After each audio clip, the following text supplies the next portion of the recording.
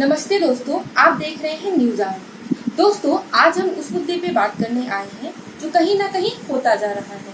कहीं Rafale deal के चलते तो कहीं राम मंदिर के चलते। जी हाँ, हम बात कर रहे हैं नए एजुकेशन पॉलिसी के बारे में जो आने वाले भारत का भविष्य है।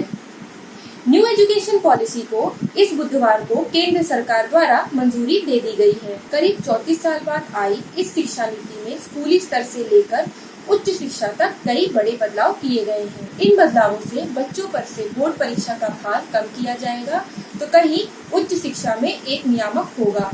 तो आइए आज हम चर्चा करते हैं इस नई शिक्षा नीति पे, क्योंकि ये आने वाले भारत का भविष्य है। करीब 34 साल बाद केंद्र सरकार ने बुधवार को नई शिक्षा नीति को मंजूरी दे दी। 34 साल बाद आई इस शिक्षा नीति में कई बड़े बदलाव किए गए। आइए आपको बताते हैं इस नई शिक्षा नीति की खास बातें। स्कूलों में 10+2 का फॉर्मेट खत्म, अब शुरू होगा 5+3+3+4 का फॉर्मेट। आप ज्यादा मत सोचिए, हम आपको बताते हैं क्या है ये फॉर्मेट। 5+3+3+4 में 5 का मतलब है 3 साल प्री स्कूल के और क्लास 1 और 2, उसके बाद के 3 का मतलब है क्लास 3, 4 और 5, उसके बाद के 3 का मतलब है क्लास 6, 7 और 8, और आखिरी के 4 का मतलब है क्लास 9, 10, 11वीं और 12वीं। यानी अब बच्चे 6 साल की जगह 3 साल की उम्र में फॉर्मल स्कूल में जाने लगेंगे। 3 लैंग्वेज फॉर्मूला इस शिक्षा नीति का ये सबसे बड़ा बदलाव है। स्कूली शिक्षा में एक और महत्वपूर्ण बदलाव है भाषा के स्तर पर।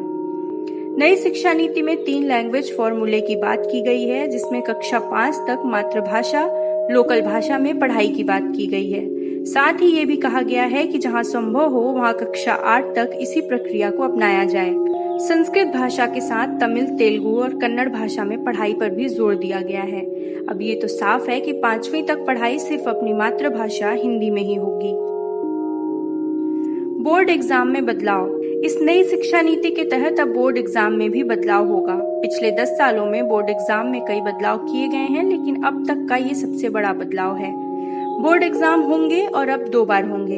इस शिक्षा नीति में कहा गया है कि विभिन्न बोर्ड आने वाले समय में बोर्ड परीक्षाओं के प्रैक्टिकल मॉडल को तैयार करेंगे, जैसे वार्षिक, सेमेस्टर और मॉड्यूलर बोर्ड परीक्षाएं। इन बोर्ड परीक्षाओं के अतिरिक्त राज्य सरकारें कक्षा 3, 5 और 8 में भी परीक्षाएं लेंगी। इन परीक्षाओं को करवाने के लिए गाइडलाइन बनाने का काम नई एजेंसी को सौंपा जाएगा, जो शिक्षा मंत्रालय के अंतर्गत ही काम करेगी। ग्रेजुएशन में 3 से 4 साल की डिग्री, मल्टीपल एंट्री और एग्जिट सिस्टम। इस शिक्षा नीति के तहत उच्च शिक्षा में भी बदलाव किए गए हैं। अब ग्रेजुएशन में छात्र 4 साल का कोर्स पढ़ेंगे, जिसमें बीच में कोर्स को छोड़ने की गुंजाइश भी दी गई है। छात्र अगर कोर्स छोड़ सकते हैं और अगर कुछ सालों बाद वो वापस से इस कोर्स को करना चाहें तो उसी पड़ाव से इस कोर्स को ज्वाइन कर सकते हैं। पहले साल में कोर्स छोड़ने पर सर्टिफिकेट मिलेगा, दूसरे साल के बाद एडवांस सर्टिफिकेट मिलेगा और तीसरे साल के बाद डिग्री, और 4 साल बाद की डिग्री होगी शोध के साथ। कुछ पॉइंट्स फटाफट।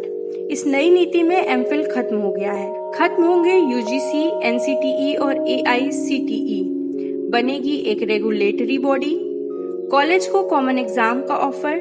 स्कूल में प्री प्राइमरी लेवल पर स्पेशल सिलेबस तैयार होगा। स्कूल कॉलेजों की फीस पर नियंत्रण के लिए तंत्र बनेगा।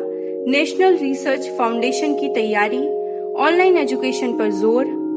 विदेशी यूनिवर्सिटी को भारत में कैंपस खोलने की अनुमति और स्कॉलरशिप पोर्टल का विस्तार। भले ही ये शिक्षा नीति सरकार की हो, लेकिन इसमें एजेंडा राष्ट्रीय स्वयंसेवक संघ का समझ में आ रहा है। संघ की काफी पहले से ही मांग थी कि शिक्षा नीति का भारतीयकरण होना चाहिए, और अब आखिर में ये हो गया है।